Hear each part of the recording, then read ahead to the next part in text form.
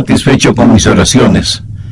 Y yo creo que usted tampoco está satisfecho con las suyas. Para muchos de nosotros es un ejercicio que lo hacemos más como obligación.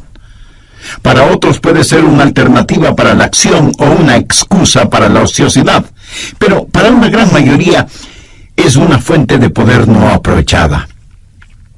Ahora su vida espiritual o la mía no se levantará por encima de nuestras vidas de oración. Por eso debemos aprender cómo orar.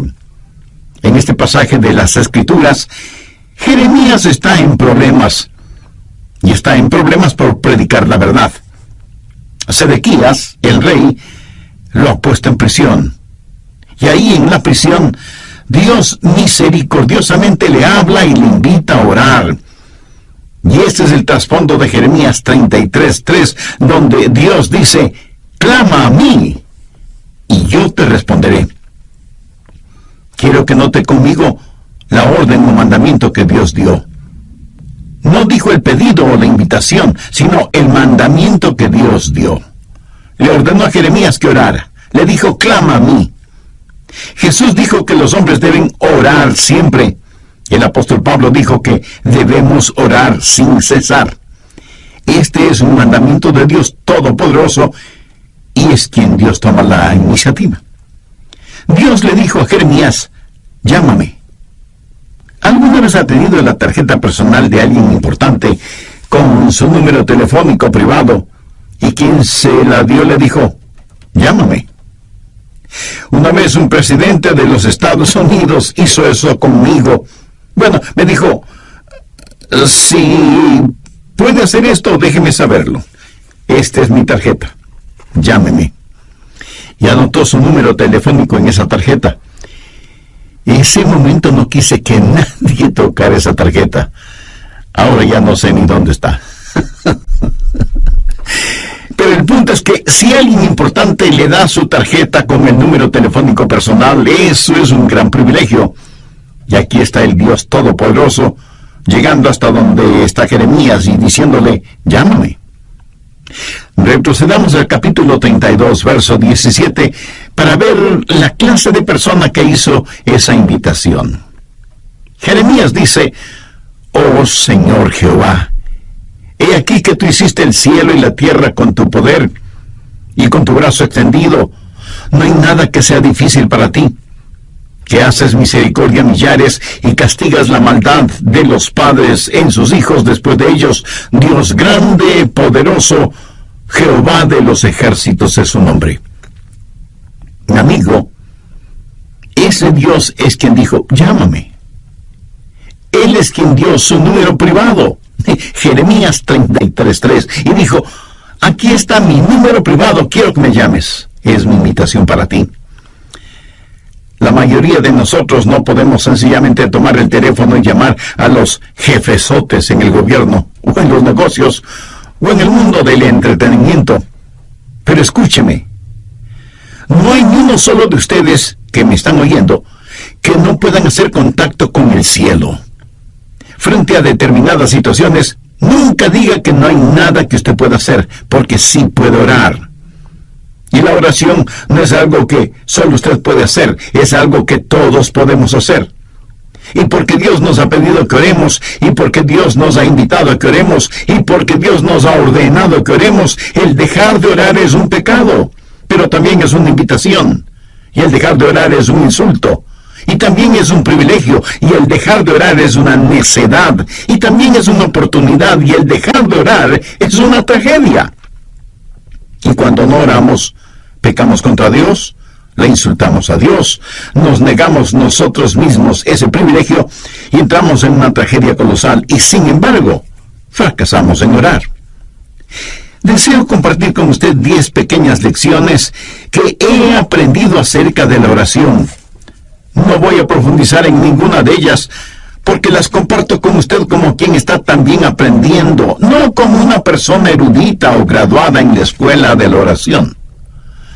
Primero, haga un hábito de la oración. Los hábitos se forman al comenzar una y otra vez aquello en lo que fracasa día a día hasta que la oración se vuelve un hábito. Segundo, elija un tiempo y un lugar para orar. Ahora, no deje de orar a cualquier hora y en cualquier lugar, pero elija, designe una hora específica y un lugar determinado para orar. Tercero, haga de ese tiempo y lugar lo más óptimo para usted. No lea la biografía de alguien quien oraba a una hora determinada por la mañana o por la noche para tratar de imitarlo. Encuentre el tiempo cuando su mente esté alerta, cuando su atención es fuerte. Para algunos de ustedes, eso puede ser después de despertarse. Para otros será después de la primera tacita de café. Para otros será después de que los hijos se han ido a la escuela.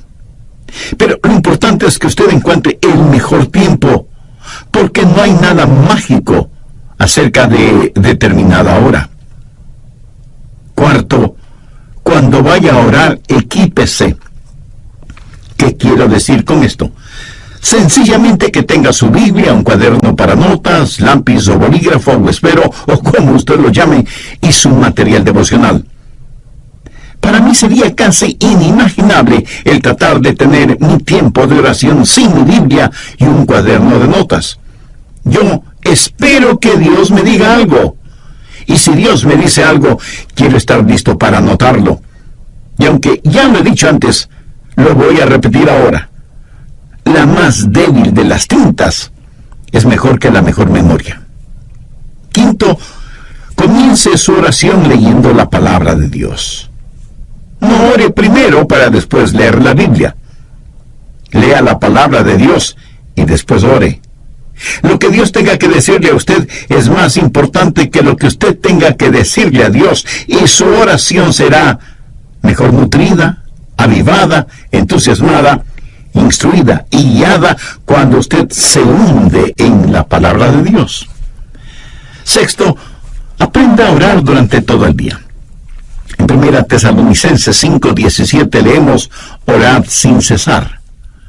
Una de las cosas que me ha bendecido al leer la vida de Dwight L. Moody, quien fuera el Billy Graham de su tiempo, es lo siguiente. Dicho por su biógrafo, nunca hizo oraciones largas, pero nunca pasó demasiado tiempo sin orar. ¿No es eso extraordinario? Nunca pasó demasiado tiempo sin orar. La oración fue para Moody un estilo de vida, y cuando algún asunto surgía, él oraba por eso. Yo tengo el hábito de orar por otros pastores cuando leo los boletines de sus iglesias. Oro por las iglesias cuando paso frente a ellas. Oro por las personas a quienes escribo cartas. Y aún mi correspondencia oficial es, para mí, motivo de oración. Leo el periódico buscando oportunidades para orar, no solo por las personas que han sufrido alguna tragedia, sino por aquellos que ocasionaron la tragedia. Y a medida que lee su Biblia, pregunte: Señor, ¿qué significa eso? Explícamelo. Hable con Dios. El otro día yo estuve en mi automóvil y le decía al Señor que le amaba, y comentaba con él una hermosa puesta de sol. Estoy seguro que a Él le agrada el que sus hijos aprecien las cosas hermosas que Él ha creado y que se lo digan. Séptimo, mantenga un registro de sus pedidos de oración y de las oraciones contestadas. Yo no hago esto tan bien como otras personas lo hacen. Tengo un cuaderno y escribo necesidades de oración y pedidos por los que he orado. El otro día estuve revisando uno de esos cuadernos de hace 10 o 15 años atrás, y fue una bendición increíble el ver cuántas oraciones Dios ha contestado, por algunas de las cuales ni siquiera le había agradecido. Amigo, aumentará su fe si mantiene un registro de sus oraciones, lo que solicita, lo que recibe y cuando lo recibe. Octavo, cuando ora, póngase la armadura de Dios. No faltará quien me pregunte: pastor, pero si voy a orar, ¿para qué necesito ninguna armadura? Porque, mi amigo, la oración es una verdadera batalla. Aunque usted no lo crea, toda la artillería del infierno estará en su contra cuando ora. Quiero decir, justo cuando usted va a comenzar a orar, el perro comienza a ladrar, el bebé llora fuertemente, el teléfono suena, alguien llama a la puerta, los niños empiezan a pelear, algo se quema en la cocina y mil y una cosas más. Y usted siente que tiene sueño y su mente comienza a divagar, etcétera, etcétera. ¿Necesita o no ponerse la armadura de Dios cuando va a orar? Definitivamente que sí. Noveno, si usted está solo o sola, ore en voz alta. Hay algo muy especial en orar en voz alta, vocalizando su oración. Por lo menos le ayuda a su mente a no divagar. Si está en un sitio en donde no moleste la privacidad de nadie, ore en voz alta. Ahora, no creo que es una buena idea el orar en voz alta cuando está en medio de una multitud.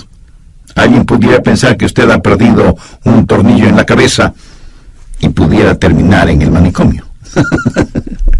Ahora, si su mente es como la mía, querrá hacer cualquier otra cosa cuando usted comienza a orar.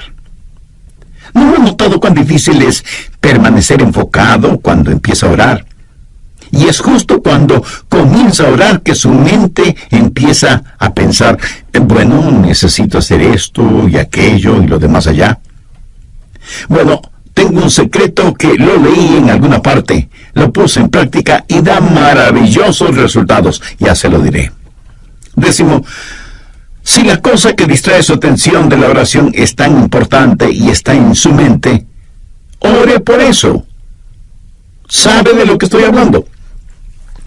Si, por ejemplo, estoy orando por los enfermos y el Señor me dice, Adrián, tienes que preparar un mensaje, dejo de orar por los enfermos y ese mismo instante oro por el mensaje.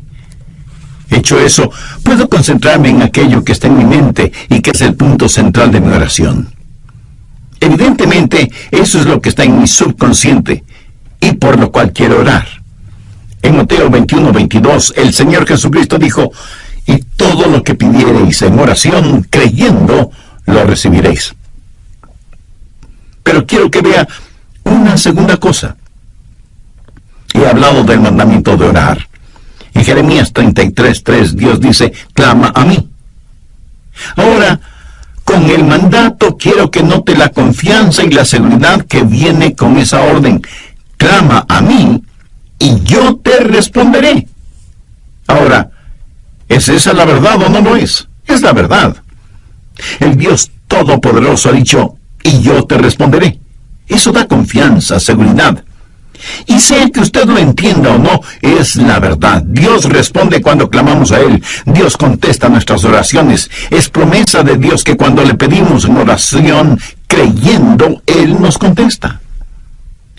Suponga que usted envió una carta al presidente de su país, quejándose de alguna cosa. Ahora suponga que el presidente, en verdad, lee su carta. Sí, claro. Menos mal que solo estamos suponiendo. Unos días después de que usted envió su carta, llaman a la puerta de su casa y cuando usted abre la puerta, se encuentra frente a frente con el presidente. Usted se queda sin habla debido a la sorpresa y más aún cuando su presidente le dice, recibí tu carta y vengo a darte una respuesta personalmente. Y como esto más bien suena a ciencia ficción, recuerde que solo estamos suponiendo. Ahora deje de suponer. Dios mismo ha dicho, yo soy el que personalmente voy a contestarte. Y cuando Dios nos contesta, Él lo puede hacer de 4 maneras. Primero, su respuesta puede ser específicamente entregada. Usted como yo hemos pedido a Dios cosas específicas y las hemos pedido y las hemos recibido tan instantáneamente, tan milagrosamente, tan realmente, que nadie puede convencernos de que eso no fue una casualidad o una coincidencia. Creo que todos oramos en forma general, pero aquellos que hemos caminado este sendero por largo tiempo, hemos orado y hemos recibido respuesta específica e inmediata. Segundo, a veces la respuesta puede ser estratégicamente demorada. O sea, Dios no siempre contesta en forma inmediata. Eso no significa que no vaya a contestar. Dice la palabra de Dios en Isaías 30:18, por tanto Jehová esperará para tener piedad de vosotros. Y con Dios el momento apropiado es más importante que el tiempo. Por lo tanto, su respuesta puede ser estratégicamente demorada. Tercero, su respuesta puede ser significativamente diferente. Usted puede pedir a Dios algo y Él le dará algo mucho mejor. El apóstol Pablo en 2 Corintios capítulo 12 dice que tenía un aguijón en la carne y le había pedido a Dios que lo removiera, que le quitara ese aguijón, pero Dios no lo hizo. Sin embargo, Dios contestó la oración de Pablo no dándole lo que el apóstol le pedía, sino otorgándole algo mucho mejor de lo que había pedido. ¿Qué pudo ser mejor que quitarle el aguijón en la carne? Una sobreabundante gracia. Pablo, escribiendo a los hermanos en Corinto, les dijo: pues qué hemos de pedir como conviene, no lo sabemos, pero el Espíritu mismo intercede por nosotros con gemidos indecibles. Cuarto, la respuesta puede ser soberanamente negada. Usted puede pedir algo a Dios y Él le dirá: no voy a contestar tus oraciones. No porque tu corazón esté equivocado, sino porque estás pidiendo por algo equivocado. Y Dios le ama demasiado como para darle algo que puede hacerle daño. Dios le ama de tal manera que este mismo momento está abriendo la oportunidad para que usted, si aún no es un creyente, haga una decisión por Jesucristo ahora mismo. Usted, amigo, pudiera ser un importante ejecutivo. Usted, amiga, pudiera ser una hábil empresaria. No importa quién sea usted o dónde esté. Si no tiene la seguridad de su salvación eterna, no necesita ser un científico para saber que su condenación será eterna, independientemente de lo que usted crea al respecto. En el programa anterior compartí con usted 10 pequeñas lecciones que he aprendido acerca de la oración. Primero, hay que hacer un hábito de la oración. Segundo, hay que elegir un tiempo y un lugar para orar. Tercero, hay que saber optimizar ese tiempo. Cuarto, hay que equiparse para ir a orar. Quinto, hay que leer la palabra de Dios antes de orar. Sexto, hay que saber orar durante todo el día. Séptimo, es bueno mantener un registro de oraciones pedidas y contestadas. Octavo, para orar hay que ponerse la armadura de Dios. Noveno, si usted está solo o sola, ore en voz alta. Y décimo, si lo que le distrae de la oración es importante, ore por eso. También vimos que cuando Dios contesta, lo puede hacer de 4 maneras. Primero, su respuesta puede ser específica e inmediata. Muchos de ustedes, así como yo mismo, a veces hemos recibido respuestas inmediatas a nuestras oraciones. Segundo, su respuesta puede ser estratégicamente demorada. Dios no siempre contesta en forma inmediata. Su respuesta puede demorar, pero siempre será en nuestro beneficio. Para Dios, el momento apropiado es más importante que el tiempo. Tercero, su respuesta puede ser significativamente diferente. Dios le puede dar algo totalmente diferente de lo que usted pidió, pero siempre será algo mucho mejor de lo que fue su pedido. Cuarto, su respuesta puede ser una negativa soberana. Cuando Dios no contesta a su petición, no es porque necesariamente haya pecado en su vida, sino porque su petición está equivocada.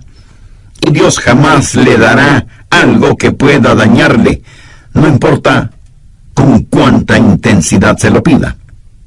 Por ejemplo, una jovencita cristiana puede enamorarse apasionadamente de un joven no creyente, carnal, mundano, pero ella, cegada por lo que cree es amor, le pide a Dios que le dé a ese joven por esposo.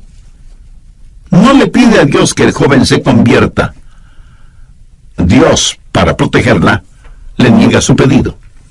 Ella, de todas maneras, se une a ese joven y esa es una receta segura para un fracaso matrimonial y espiritual. Yo creo que todos nosotros agradecemos a Dios por las oraciones contestadas. Aunque debo admitir que muchas personas ni siquiera le agradecen a Dios por haberles contestado positivamente. Permítame decirle lo que yo he hecho. Le he agradecido a Dios por las oraciones no contestadas. ¿Usted alguna vez lo ha hecho? Ruth Graham, la esposa de Billy Graham, alguna vez dijo: le agradezco a Dios por las oraciones no contestadas.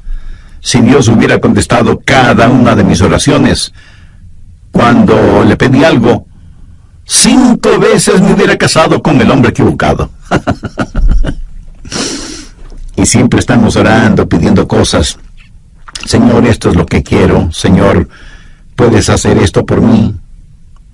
Y Dios dice: no sabes lo que estás pidiendo.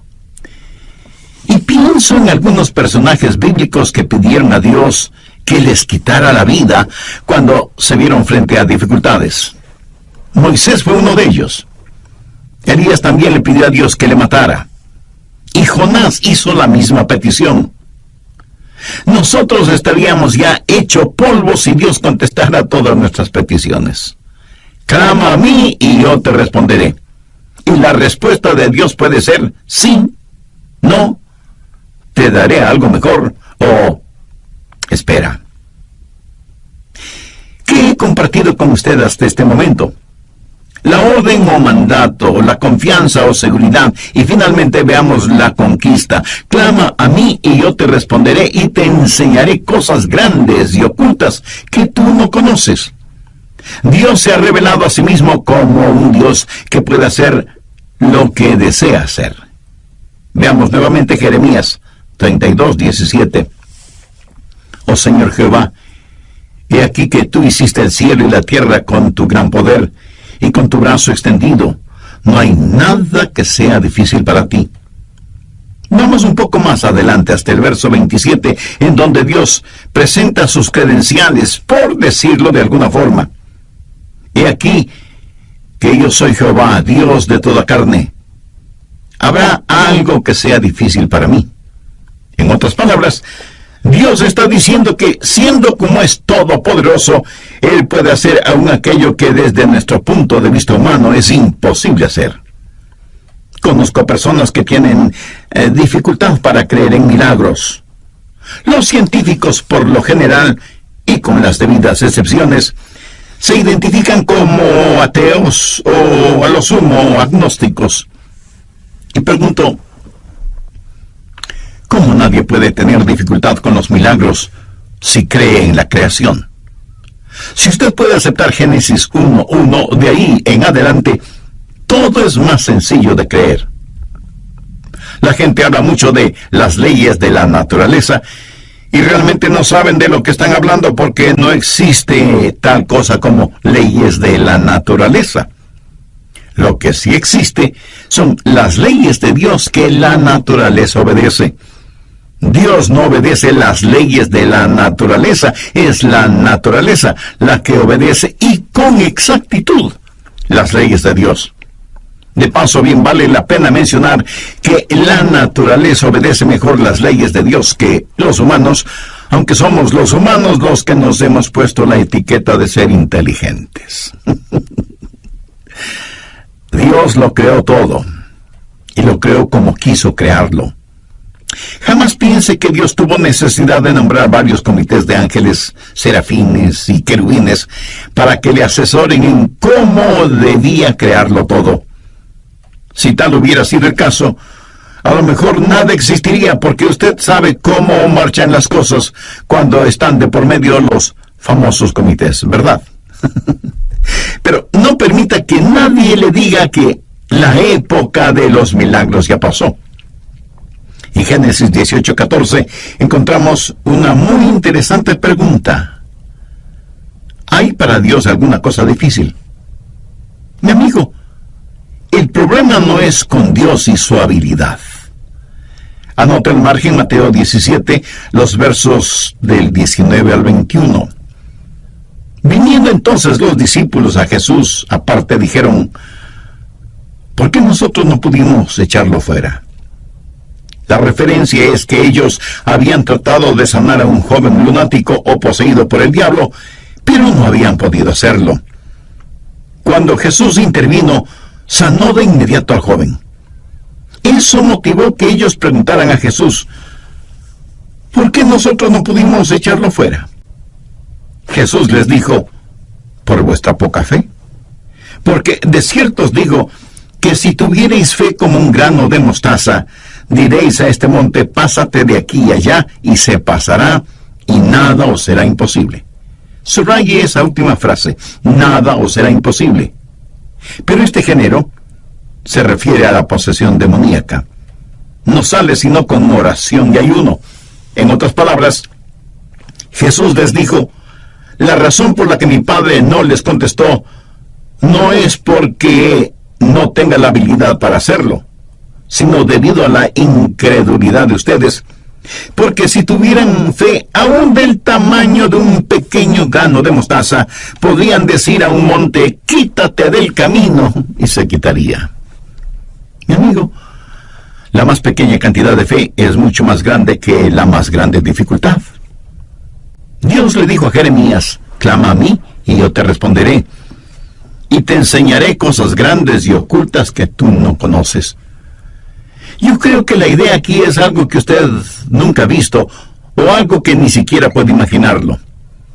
Y este verso me trae a la memoria Efesios 3, versos 20 y 21, en donde Pablo, pensando en la grandeza del Señor, dice, y aquel que es poderoso para hacer todas las cosas, mucho más abundantemente de lo que le pedimos o entendemos, según el poder que actúa en nosotros, a Él sea gloria en la Iglesia en Cristo Jesús por todas las edades, por los siglos de los siglos. Amén. No hay ninguna oración demasiado difícil como para que Dios no conteste. No hay ningún problema demasiado grande que Dios no pueda resolverlo. No hay persona demasiado perdida como para que Dios no pueda salvarla. No hay promesa demasiado complicada como para que Dios no la cumpla. Clama a mí, y yo te responderé, y te enseñaré cosas grandes y ocultas que tú no conoces. Y si usted me pregunta, si pido a Dios algo que esté fuera de su voluntad, ¿me escuchará?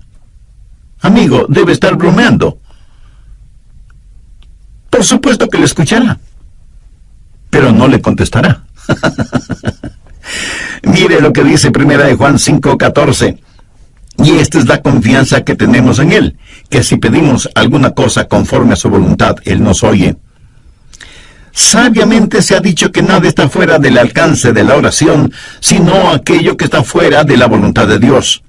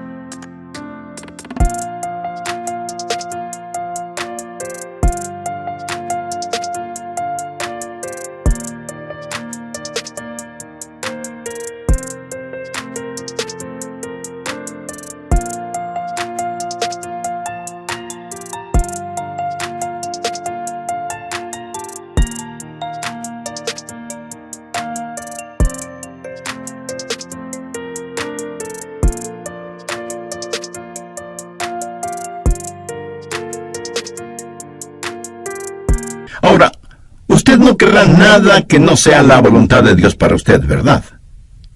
Verá, la voluntad de Dios no es algo que tiene que hacer, más bien es algo que quiere hacer. La voluntad de Dios es lo que usted quisiera para usted mismo, si tuviera el suficiente sentido común para quererlo. Dios le ama. Recuerde que la única cosa que está fuera del alcance de la oración es aquello que está fuera de la voluntad de Dios. Pero para Dios no hay problema demasiado grande, ni promesa demasiado difícil, ni personas demasiado perdidas. No hay nada que Dios no pueda hacer. De hecho, al mirar este versículo en Jeremías, clama a mí y yo te responderé, y te enseñaré cosas grandes y ocultas que tú no conoces, está en realidad dentro del contexto de problemas nacionales. ¿Acaso usted no tiene un inquieto sentir acerca de todo lo que está pasando en el mundo de hoy? Dios le está diciendo a Jeremías: mira, Jeremías, todo está bajo control. Ahí está Babilonia. Ahí está el cautiverio. Todas estas cosas van a suceder. En el capítulo 32 de Jeremías, desde el versículo 36, Dios le dice a Jeremías qué es lo que va a pasar, y comienza a hablar acerca de sus planes para Israel, del cautiverio en Babilonia, del regreso a la tierra, del venidero reino de Cristo, y luego le dice a Jeremías que ore. En la oración, nos unimos con Dios en regular las naciones y operar el universo. Y yo realmente no entiendo esto, pero Dios ha dicho lo que va a hacer, y nada de lo que nosotros hagamos podrá detenerlo. Y sin embargo, se nos dice que debemos orar para que venga su reino. Sabemos que un día vendrá, pero se nos dice que debemos orar. Preparando este mensaje acerca de la oración, no pude dejar de pensar qué arma es la oración en tiempos de calamidad nacional, o en tiempos de cualquier clase de calamidad. Varios países del mundo tienen ya cohetes con cabezas nucleares, teledirigidos, y que dan en el blanco con precisión absoluta. Hay cohetes que pueden ser disparados desde la superficie de la Tierra, desde las profundidades del mar, o desde las alturas espaciales. Pueden viajar sin que nadie los detecte, y tan velozmente como el pensamiento, y pueden tener una detonación demorada. Y si al decir lo que voy a decir usted piensa que estoy cambiando de tema, no es así. Solo escúcheme atentamente. ¿Sabía que en Juan 17 Jesús oró por usted y por mí? Veamos el verso 20. Mas no ruego solamente por estos, sino también por los que han de creer en mí, por la palabra de ellos. Ahí usted puede poner su nombre, o yo puedo poner el mío. Usted puede comenzar a orar ahora si es que tiene niños pequeños en su hogar, por las personas con quienes se casarán. Haga una oración de detonación retardada, sabiendo que dará en el blanco. ¿Sabe qué es lo mejor de todo esto? Que Satanás no tiene ninguna defensa contra nuestros cohetes espirituales. Tampoco existe un cohete contra la oración. Dios dice: clama a mí en tiempo de problemas, en tiempo de calamidades, y yo te escucharé. Amigo, yo no estoy haciendo esa promesa. Es la promesa de Dios en Jeremías 33:3. Clama a mí y yo te responderé y te enseñaré cosas grandes y ocultas que tú no conoces. Cosas que son mucho más abundantemente de lo que pedimos, ¿me entendemos? Mi anhelo es que en su corazón usted pueda decir: Señor, enséñame a orar. No, enséñame cómo orar, sino sencillamente, enséñame a orar. Necesitamos orar. Le agradecería que usted ore por mí, para que mi oración pueda ser más estratégica. No quiero ser un hipócrita acerca de la oración y pedirle que haga algo que yo no lo haga. Profundicemos en nuestra vida de oración y agudicemos nuestro enfoque. Vivimos en días tenebrosos y los hijos de Dios necesitamos orar. La forma de orar es tener la capacidad de decir: Padre, nuestro Padre. Pero Dios no puede ser su Padre a menos que usted haya nacido en la familia de Dios.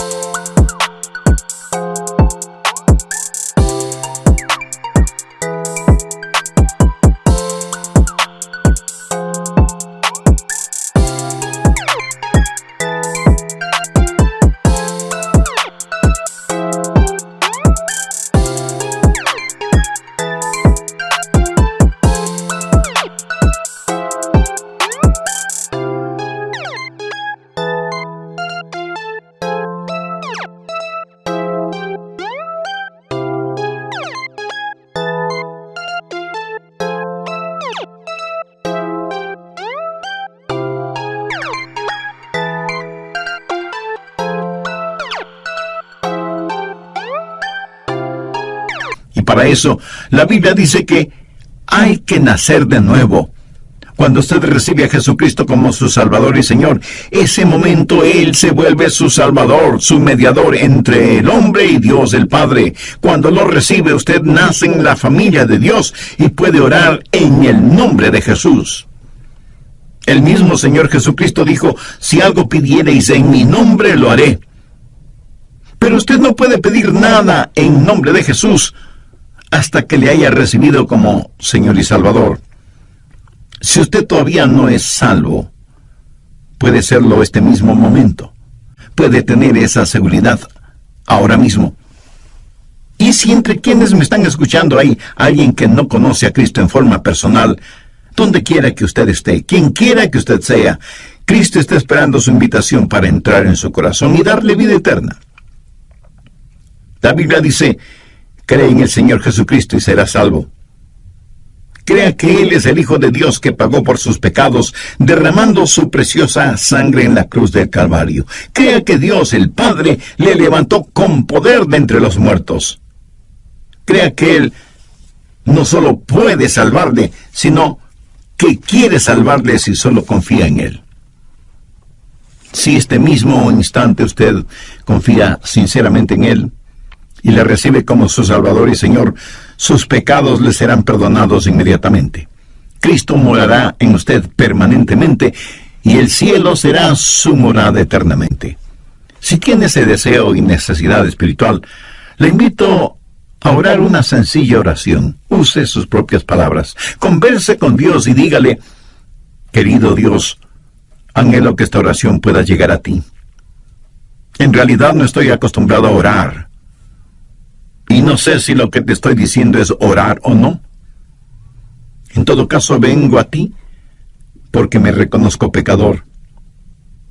Estoy perdido espiritualmente y necesito perdón y salvación. Sé que mis pecados merecen tu castigo, pero vengo en busca de tu gracia y misericordia. Señor Jesús,